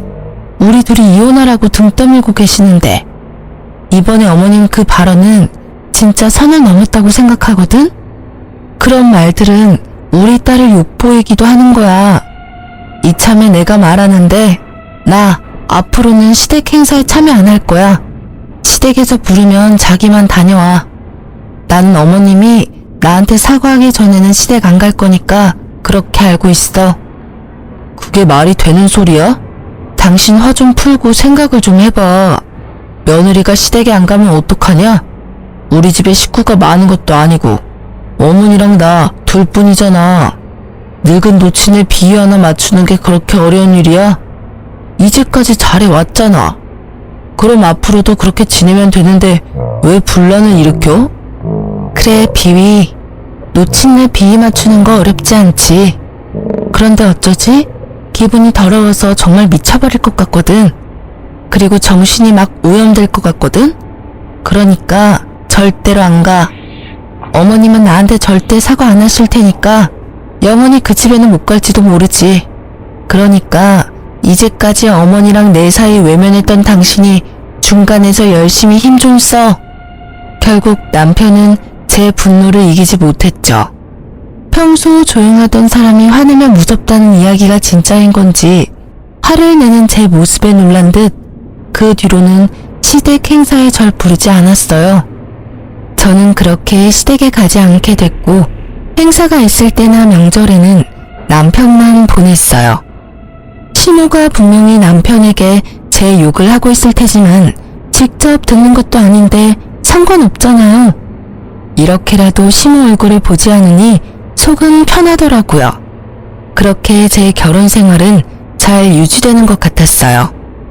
물론 시모와의 트러블이 있었지만 고통받으며 사는 것보다는 훨씬 좋았거든요. 다른 사람과 척을 지고도 이렇게 편안한 건 그만큼 제가 그동안 스트레스를 많이 받았던 거라고 생각해요. 이 홀가분함이 오래 갈 거라고 생각한 것도 잠시, 정작 결혼 생활을 무너뜨린 건 시모가 아니라 남편이더라고요. 여느 때와 마찬가지로 일하고 돌아온 남편이 목욕하러 들어간 시간에 저는 집 청소에 열중이었어요. 그리고 마지막으로 청소하려고 들어간 드레스룸 정중앙에 검은색의 작은 카드 지갑이 떨어져 있는 걸 발견했죠. 그걸 주워들었는데 약간 이상하더라고요. 납작해야 할 카드 지갑이 울퉁불퉁했어요. 카드 수납칸에 카드가 아닌 다른 게 들어가 있는 것처럼 보였거든요. 이상한 마음에 슬쩍 보았더니 웬 목걸이가 들어가 있더라고요. 그걸 꺼내서 손에 담아보니 한눈에 봐도 고가의 목걸이가 반짝거리더라고요. 그걸 이리저리 둘러보는데 남편이 마침 욕실에서 나오더라고요. 자기, 이거 뭐야? 목걸이가 자기 지갑 안에 있던데? 뭐야, 갑자기 남의 지갑을 봐. 사생활 침해인 거 몰라? 제 모습을 본 남편은 마치 유령이라도 본 것처럼 기겁을 해서는 제게 달려와 목걸이와 카드 지갑을 낚아채 가더라고요. 왜 그렇게 격하게 반응해? 뭐 수상한 물건이야? 내 말에 남편이 들고 있던 목걸이를 잠깐 보더니 제 손에 다시 올려주더라고요. 그러면서 제게 좀 더 부드러운 말로 이야기했어요. 수상한 물건이라니, 이건 당신한테 줄 선물이었거든. 당신이랑 엄마 사이를 잘 풀어주지 못한 내 탓도 있고 해서 미안함과 고마움을 담아 겸사겸사 산 거야. 진짜? 내 거라고? 너무 예쁘다. 고마워 여보. 난 기념일도 아닌데 무슨 일로 이런 걸 샀나 했어. 자기도 이제야 내가 얼마나 힘들었는지 알았나 보네. 봐, 시댁에 혼자 다니니까 힘들지? 정말 비싸 보인다. 얼마 정도였어? 그리고 보증서는 없어? 많이 비싼 건 아니야. 그래도 싸지는 않지. 당신한테 주는 건데 너무 싸구려는 좀 그렇잖아. 그리고 케이스랑 보증서는 차 안에 있어. 내일 집에 들어오는 길에 가져올게. 근데 이거 왜 지갑에 넣어왔어? 서프라이즈인데 케이스에 넣으면 들키잖아. 그래서 그랬어. 어때? 마음에 들어? 당연히 마음에 들지. 결혼식 이후로 장신구는 처음 받아보니까 너무 좋다. 이거 받으니까 이제까지 있었던 일들이 다 풀리는 것 같아. 고마워요. 남편은 뜨뜻미지근한 모습이었지만 이때 저는 기쁨으로 가득 차서 그런 의심은 날아가 버렸죠. 지금 생각해보면 서프라이즈가 들켜서 아쉬운 모습이 아니란 걸 금방 알아챘을 텐데 말이죠. 이때는 정말 기쁨과 고마움으로 머리가 가득 찼었어요. 그래서 그 작은 위화감을 느끼지 못했던 것인지도 모르죠. 너무 예쁘게 반짝거린다. 앞으로 일하러 갈 때마다 착용해야지. 소중히 여길게. 고마워. 그렇게 즐거운 마음으로 목걸이를 받고 한동안 저는 붕 뜬 기분으로 지냈어요. 그 뒤 계속 이어진 남편의 야근에도 잔소리 한번 하지 않고 저녁마다 야식을 만들어 기다렸어요. 그렇게 며칠이 지났을까요?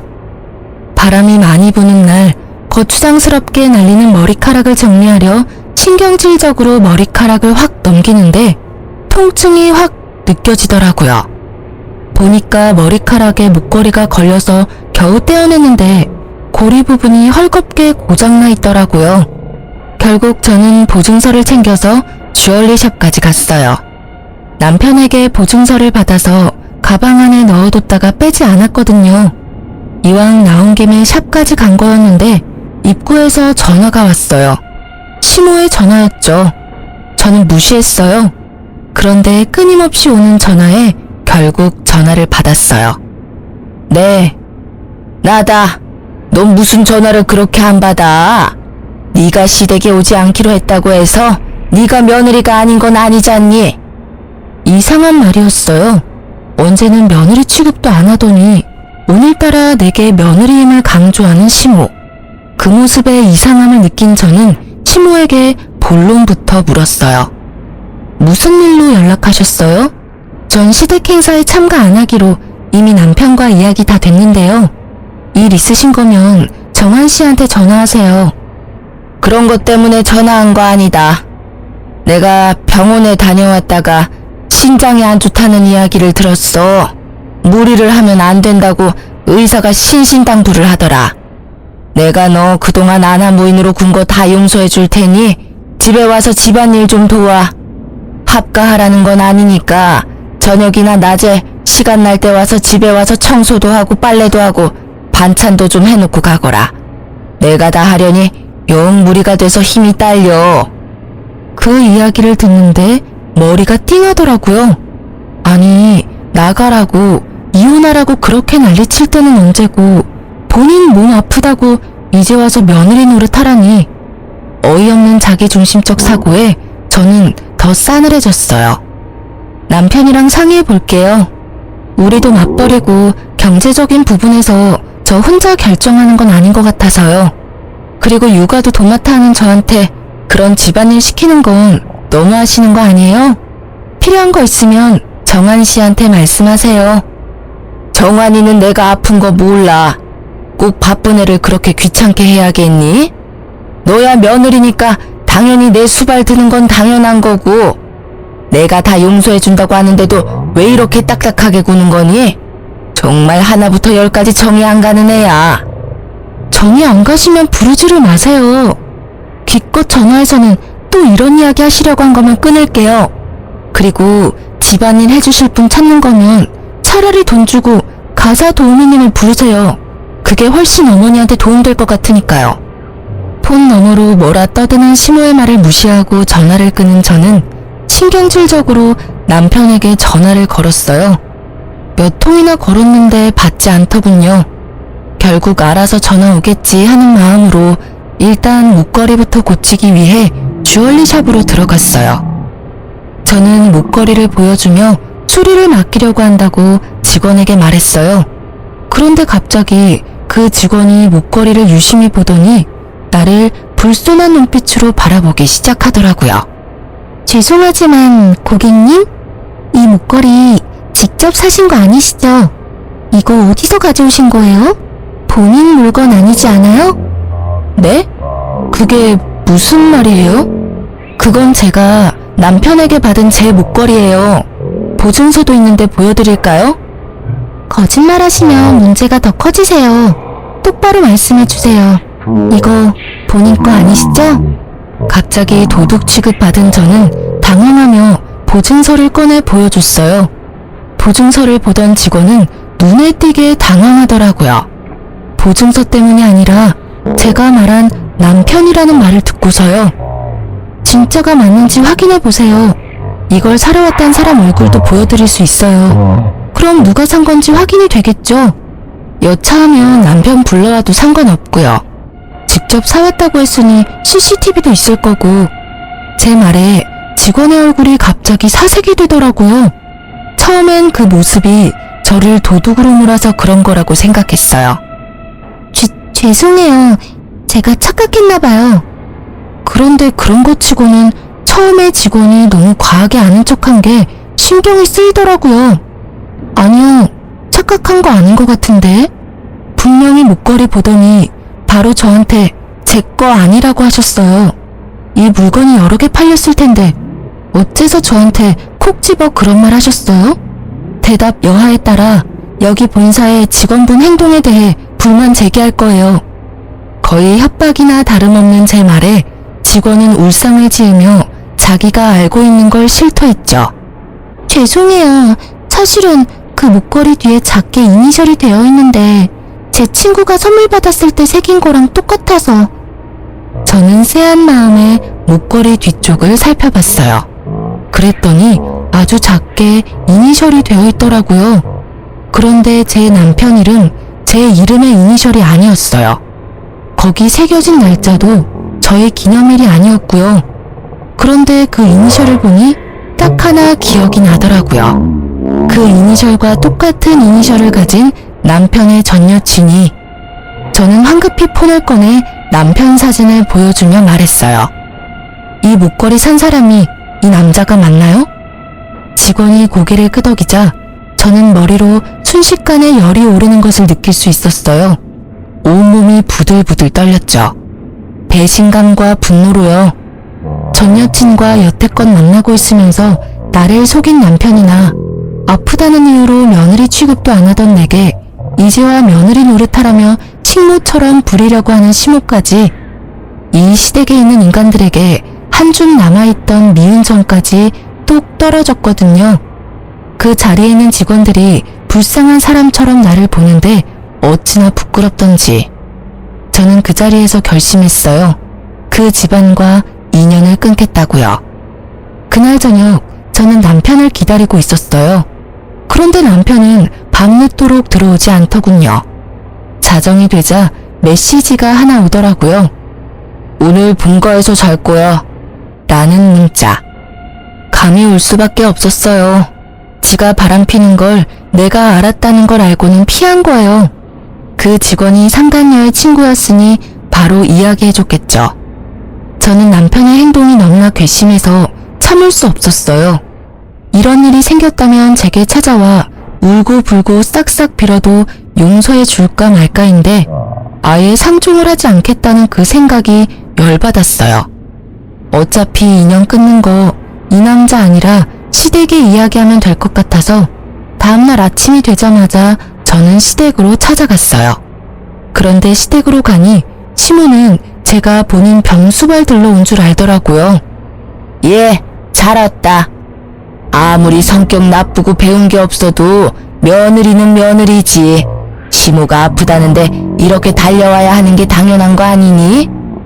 죄송한데 그건 거절해야겠어요. 혹시 어머님도 알고 계셨나요? 그이가 바람 피우고 있는 거. 뭐?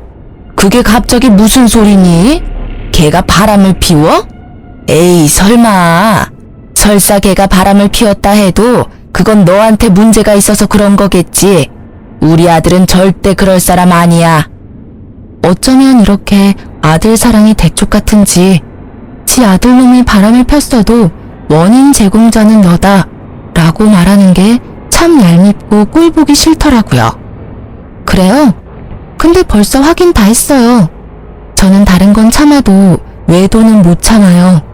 그 사람이 바람을 피워서 이미 우리 집은 끝났어요. 그 말은 어머님 간병을 해줘야 할 이유가 없다는 뜻이기도 하고요.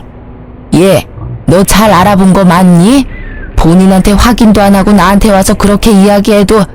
확인은 이미 끝났고 저는 이혼할 생각이에요. 어제 이야기하려고 했는데 집에 안 들어왔더라고요. 시댁에서 잔다고 하던데. 어제 이곳에도 안 온 걸 보면 누구랑 있는지는 답이 나오네요. 여기 오면 있을 줄 알았는데. 당사자가 없으니 대리인에게 말씀드리는 거예요. 그래도 넌 아직까지 법적으로 내 며느리야. 아직 이혼 도장 찍지 않았으니 네가 내게 성의를 다해야 하는 건 변함없어. 어머님, 저 같은 걸로 만족하시겠어요? 어차피 또 듣기 싫은 말 하실 게 뻔한데. 그래도 이번에는 축하드려야겠네요. 남편 상간녀가 어머님이 그렇게 사랑에 맞지 않는 옛날 여친이거든요. 그 상간녀한테 수발 들어달라고 부탁해보는 게 어떨까요? 저같이 뻔뻔하고 교양 없는 며느리보다야 낫지 않겠어요? 저는 시모에게 최대한 빈정거리고는 집으로 돌아왔어요. 그리고 그날 저녁이 되니 남편이 거들먹거리며 집으로 돌아오더군요. 그 모습이 당당하기 짝이 없어서 부하가 치밀었어요. 기분 좋아 보이네? 어머님한테 이야기 들었어? 이혼하고 싶다고 전해드렸는데 그 이야기 듣고 이렇게 즐거운가 봐. 그래, 기분 좋지. 드디어 당신이 당신 입으로 헤어지자고 말해줬잖아. 이걸 얼마나 기다렸는데. 얼마나 만났어, 그 여자? 설마 결혼 전부터 계속 만난 건 아니지? 계속 만났어. 틈만 나면 계속. 당신이랑은 잠깐의 실수였다고. 진짜 방해꾼이 따로 없었지. 걔가 나한테 하는 거 보면 당신은 걔 발끝도 못 따라와. 나를 얼마나 헌신적으로 대하는지 모를 거다. 게다가 집도 부자야. 당신하고 헤어진다 한들 그 집 재력만 있으면 나는 팔자 피는 거라고. 최악이네. 그 상간녀도 당신이 이런 생각하고 있는 거 알고 있어? 모르겠지. 알면 어떻게 만나. 호구될 거 뻔히 알면서 만나느니 헤어지겠지. 그래, 이혼하자. 그렇게 하는 게 더 정리가 빠르겠어. 그런데 네 입으로 결혼 기간 동안 상간녀 만났다고 말했으니 이번 이혼의 유책 배우자는 당신인 거 확실해졌네? 방해꾼은 사라져 줄 테니까 위자료나 넉넉히 준비해놔. 나는 내가 당한 정신적 고통까지 싹 다 위자료 받을 거니까. 아, 그리고 이 집 마련할 때 든 내 돈이랑 친권 양육권은 당연히 내가 가져올 테니 양육비까지 마련해야 하는 거 알지? 잘 됐네. 돈 많은 여친 둬서 이혼할 때도 편하겠어. 그런다고 내가 무서워할 줄 아냐? 난 상관없어. 어차피 그 돈 마련하는 건 이제 어렵지도 않으니까. 근데 이혼하기 전까지는 우리 엄마 집에서 일 좀 해. 이혼하면 상관없는 남이지만 지금은 어차피 당신은 우리 집안 며느리라고. 며느리로서 도리는 해야지. 역겨운 표정으로 말하는 남편놈의 싸대기를 한 대 쳐주고 싶었지만 참았어요. 그리고 웃으면서 그렇게 이야기해줬죠. 당신의 불륜도 이혼 사유지만 시어머니의 막말과 언어폭력도 이혼 사유 중에 하나거든? 나한테는 그걸 거부할 권리도 있어. 나도 바보가 아니야. 이제까지 어머님이 하시는 말 그냥 곱게 듣고 넘긴 줄 알았어? 녹음 다 해놨으니까 나는 이제 그쪽에 볼 일 없어. 사랑하는 이 여친한테 네 엄마 병수발 시키던지. 곱게 자란 여친이 그걸 할 수 있을지는 모르겠지만 뭐 알아서 잘들 하겠지. 남편은 제 말에 입을 꾹 닫더라고요. 더 이상 시모 병수발 들라는 미친 소리는 안 하겠지 싶었죠. 그리고 이후 남편과는 합의가 아닌 소송을 하게 됐어요. 저는 상간녀 소송을 위해 남편의 전 여친을 찾아갔어요. 확실히 예쁘더라고요. 그런데 온몸을 명품으로 휘감고 있었어요. 그 여자도 과시욕이 보통이 아니더라고요. 그리고 그런 그녀의 모습을 보니 이 여자가 남편과 시댁에 돈 보고 불륜을 저지르고 있었구나 예상이 갔어요. 사실 시부가 살아있을 때 시댁은 소위 말하는 잘 사는 집안이었거든요. 그렇지만 사업하시던 시부가 죽고는 가세가 많이 기울었고 사업하며 진 빚을 갚느라 예전만큼 좋지 않아요. 그냥 중산층 정도일 뿐이거든요. 그런데 그 여자는 그것도 모른 채 저한테 주저리 말하더군요. 현명한 결정 고마워요. 어차피 오빠가 저를 잊지 못해서 제게 돌아올 건 기정사실이었을 테니까요. 당신과의 사이에 애가 생기지 않았으면 저와 결혼했을 거예요. 물론 그 시기에 제가 오빠와 헤어져 있긴 했지만 마음까지 헤어진 건 아니었거든요.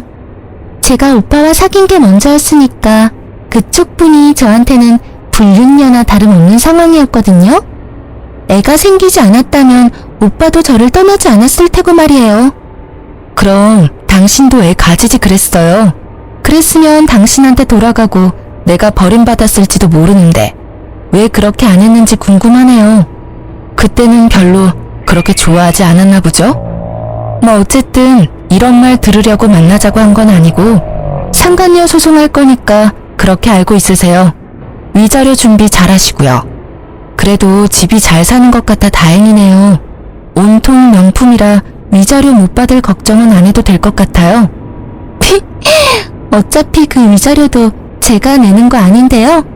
전 어차피 그만한 돈도 없어요. 오빠가 다 내줄 거예요. 제가 뭐 때문에 오빠랑 결혼하는 건데요. 오빠가 다 알아서 한다고 했으니 제가 신경 써야 할 일은 없는 거죠. 이렇게 만나자고 한 것도 의미 없는 일이지만 그래도 전 와이프인데 인사 정도는 해야 할 것 같아서. 이야기를 들으니 남편을 보물로 삼으려고 결혼하는 게 한눈에 보이더라고요. 그 오빠는 당신한테서 돈 뜯어내서 위자료 주려고 생각하고 있는데 이 말을 꺼내지 않으려고 얼마나 참았는지 모르죠? 제 발로 죽을 자리 찾아가는 상간녀를 제가 말릴 필요가 있나요? 그냥 제 꾀에 제가 넘어가는 걸 감상하는 게 더 재밌잖아요. 그래서 저는 한껏 웃어줬어요. 상간녀는 제가 괜히 허세 부린다고 생각한 건지 코웃음을 치며 저를 비웃더라고요. 그 모습이 어찌나 가소로운지 하마터면 다 말해줄 뻔했어요. 그치만 그러면 이 여자한테 복수할 수 없을 테니 시댁 상황에 대해서는 함구했어요. 결국 이혼하면서 저는 전 남편에게 위자료를 왕창 뜯어오게 됐어요. 결정이 났거든요. 위자료 결정되자마자 두 사람은 냉큼 혼인신고부터 올렸더라고요. 우습게도 서로의 경제적인 상황도 모르면서 빨리 혼인해서 법적으로 맺어져야 상대방이 자신의 위자료를 내줄 거라고 생각했던 것 같더라고요. 서로가 빈털터리인 줄도 모르고서는 한두 달 동안 카톡 프로필에 달달함 가득에 매일매일 새로운 프로필이 올라오더니 그 뒤부터는 아예 프로필이 각자 독사진으로 바뀌더라고요. 이때쯤 되니 두 사람 관계가 그리 순탄치는 않구나 하는 예감이 들었어요. 그리고 그 예감의 쐐기를 박는 게 전 시모의 연락 때문이었어요. 몇 번을 전화해서 한 번만 만나자고 사정을 하길래 한 번 만나주겠다고 하고 집 근처로 불렀죠. 또 무슨 어이없는 말을 하려나 하고 기다리던 그때 전 시모는 제 손을 부여잡고는 간절하게 말하더라고요. 며느라가 너 우리 아들이랑 제발 다시 합치면 안 되겠니? 재결합 한번 신중히 생각해봐. 응? 갑자기 이러시는 이유를 모르겠네요. 저희 이미 헤어졌고 더 이상 감정조차 없어요. 게다가 그런 말을 하실 거면 어머님이 아니라 그 사람이 직접 와야죠. 그 고얀 년이 글쎄 나랑 같이 못 산다고 하지 않니? 명절 제사 때도 안 오고 결혼하고 나서 아무것도 안 하겠다고 땅 못 박더라. 어떻게 사람이 그래? 내가 지를 얼마나 잘 챙겨주고 딸같이 대했는데 아픈 시모 모시라는 게 그렇게 힘든 일이니? 그러면서 그 당돌한 게 뭐라는 줄 아니? 나를 모시고 살 거였으면 우리 아들이랑 애초에 결혼 안 했을 거라고 하더라. 결혼하고 며칠 지나지 않아서 그런 말을 하더라고. 아, 그러셨어요? 그치만 어머님이 그 상간녀를 무척 좋아하셨으니까 다 이해하시고 넘어가셔야죠. 저한테도 누누이 말씀하셨잖아요. 그 상간녀가 얼마나 싹싹하고 야무진지. 그리고 그걸 저한테 와서 호소할 일은 아니지 않나요? 아드님한테 가서 말씀하세요. 아들? 그놈도 매한가지야. 내가 몇 번 집에 일하러 오라고 했다고 아들한테 일러 바쳤는지 화가 나서 나한테 전화해서는 엄마네 집에 안 오겠다고 소리치고 끊더라고. 여자 치마폭에서 놀아나는 못난 놈 같으니. 그러면서 그 뒤로는 아예 연락도 없고 찾아오지도 않아. 그것만 하면 다행이게. 얼마 전에 아들놈이 혼자 집에 짐을 싸들고 왔길래 왜 왔냐고 물었더니 그 도둑년이 도망갔다고 하더라고. 그러면서 대출받아서 산 집도 그년이 팔아먹어서 결국에는 빚만 남았다고. 전 시모는 속에서 열불이 나는지 그 이야기를 하는 내내 탁자 위에 있던 찬물을 벌컥벌컥 들이키더군요. 그 이야기를 듣는 저는 그냥 웃겼어요. 저랑 헤어지고 잘 살 거라며 떵떵거리던 남편이 어떤 꼴로 지내는지 알게 되니 너무 유쾌하더라고요. 웃긴 건 시모와 전 남편도 그 상간녀를 봉으로 생각했는데 상간녀가 먼저 그걸 캐치하고 초스피드로 배신을 했다는 점이었죠. 그렇게 중내만에 할 때는 언제고 돈 하나에 이렇게 1년도 안 돼서 찢어지는 부부라니. 시모가 계속 끈질기게 저와 전 남편의 재결합을 요구하자 제가 시모에게 딱 잘라 말해줬어요. 상간녀가 좋다고 할 때는 언제고 이제 와서 이러세요? 그런 말씀 하실 거면 여기서 헤어지는 게 좋겠네요. 저는 아직도 어머님이 저한테 하신 인격 모독 같은 말들을 다 기억하고 있기 때문에 지금 이렇게 얼굴 보는 것도 사실은 힘들거든요. 그러니까 저는 이만 가볼게요. 그럼. 아이고, 얘야, 나 좀 봐라, 어? 늙은 시모가 배지도 않아? 결국 길거리에서 난리치는 모습에 한숨을 푹 쉬며 전 남편에게 전화했어요. 예상과는 달리 한 번에 전화를 받는 남편 놈에게 말했어요. 당신 어머니 우리 집 근처에 계시거든?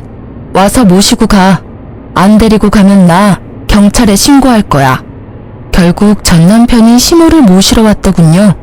크게 변한 건 없지만 초췌한 모습이더라고요. 꼴 좋다 싶더라고요. 나랑 헤어지자고 큰소리 뻥뻥 칠 때는 그렇게 좋아 죽더니 곧 죽어갈 것 같은 모습을 보니 오히려 웃겼어요. 저기, 엄마는 내가 데려갈게. 그리고 당신 아직도 혼자면 우리 다시 시작해볼 생각은 없어? 뭐? 이제 와서 무슨 소리야? 우리 이미 다 끝났어. 아니 왜 나한테 이러는 건데? 이해가 안 가. 그 상간녀랑 잘 살겠다며 나한테는 이혼해줘서 고맙다더니 왜 이제 와서 후회야? 나도 잘 살 줄 알았지.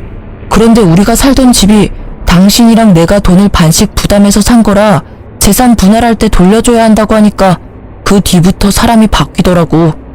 며칠간 분주하게 여기저기 돌아다니는 것 같더니 결국 그 며칠 뒤에 도망갔고 알고 보니까 그 집도 완전 빈털털이더라고. 어릴 때 사귈 때는 돈 많은 집이라고 알고 있었는데 다 날 속인 거였어. 진짜로 미안해. 나 진짜 속아서 이혼하고 속아서 재혼한 거야. 참 잘하는 짓이다. 마누라 버릴 때는 그런 거 눈에 안 들어오지? 나는 혼인 기간 중에 나 속이고 다른 여자랑 놀아난 남자하고는 재결합할 생각 추호도 없어. 그리고 이미 애가 생겨서 결혼한 며느리한테 내가 아니라 다른 여자를 며느리 삼고 싶다고 말하던 저 미친 아줌마랑 같이 살 생각은 더더욱 없고, 그러니까 다른 데 가서 알아봐. 그리고 아무리 힘들어도 위자료는 꼭 줘. 내가 쓰는 거 아니고 내 딸이 쓸 거니까. 저는 불쌍한 말만 늘어놓으며 동정표를 사려는 두 사람을 남겨두고 집으로 돌아왔어요.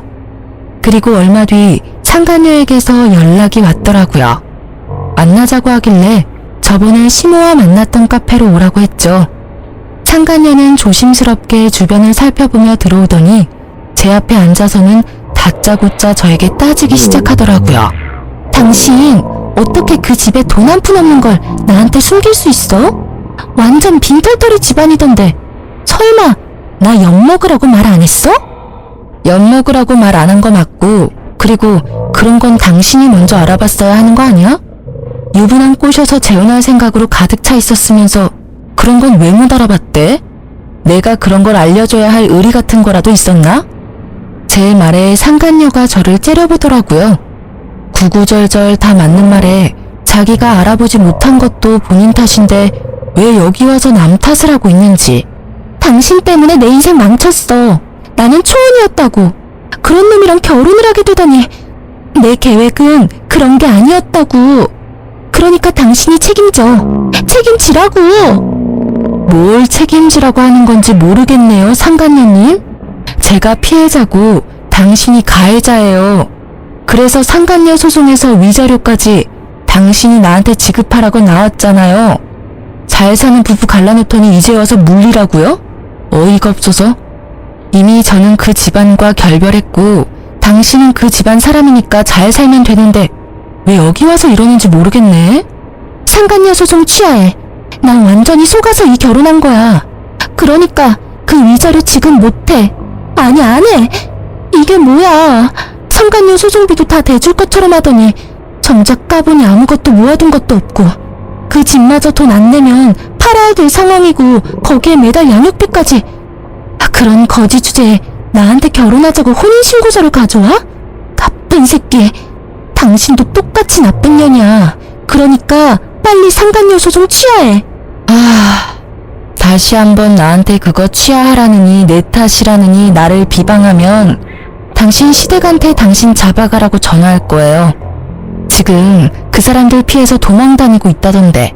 들키고 싶으신 거면 계속 여기서 저한테 말도 안 되는 소리 하세요. 이대로 그 집에 끌려 들어갈 건지 계속 내 탓하며 나를 괴롭힐 건지 알아서 결정하세요. 결국 제 엄포의 상간녀는 불이 나게 도망가더라고요. 줄줄이 저한테 찾아와 제 탓하는 것도 똑같고 서로의 잘못을 하소연하는 것도 똑같더라고요. 어째 그리 똑같은 사람들 셋이 만났는지. 그 뒤로 양육비 때문에 전 남편을 만났었는데 여전히 두 사람은 숨바꼭질 중이고 여전히 법적인 재혼 부부 사이라 새로운 사람도 못 만나고 있다고 하더라고요. 뿌린 대로 거둔 것이니 원망할 필요 없는데도 매번 볼 때마다 신세한탄하는 걸 보니 웃겼어요. 이혼 소송 후 저는 위자료 듬뿍 받아서 딸과 새로운 삶을 시작하고 있어요. 전 남편의 배신의 영향이 큰 탓에 아직까지 재혼 생각은 크게 없어요. 아이를 위해서 아빠가 있었으면 하지만 전 남편처럼 미친놈 만날까봐 겁나서 엄두가 안 나요. 남편 없어도 딸과 둘이서 재밌게 잘 살고 있으니 그쪽으로는 크게 신경 안 쓰기도 하고요. 이렇게 제 짧은 결혼 기간의 일을 글로 써보니 저도 평탄한 삶을 살아온 건 아니다 싶네요. 그래도 더 늦기 전에 그 나쁜 남편놈과 헤어질 수 있어서 천만다행이라는 생각을 해요. 이혼 초반에는 싱글맘으로 일하랴 애보랴 힘들 때도 있지만 그럴 때는 시모와 남편의 횡포에 시달렸던 그때를 생각했어요. 그러면 없던 힘도 솟아났거든요. 넉넉하지 않아도 지금 마음은 어느 때보다 더 편해졌어요. 주변에서 많이 걱정해 주시지만 3년이나 지난 지금은 걱정할 필요 없을 만큼 잘 살고 있어요. 함께 걱정해 주셨던 분들과 저를 지탱해 주셨던 분들에게 감사한 마음으로 하루하루를 살아가고 있어요. 그리고 지금 외도로 힘들어하실 분들이 만약 제 글을 보신다면 용기를 내세요. 참고 있다가는 언젠가 폭발하거나 무너져 버릴지도 모르니까요. 제 사연이 저와 비슷한 일을 겪는 분들에게 작게나마 좋은 위로가 되었으면 좋겠어요. 들어주셔서 감사합니다.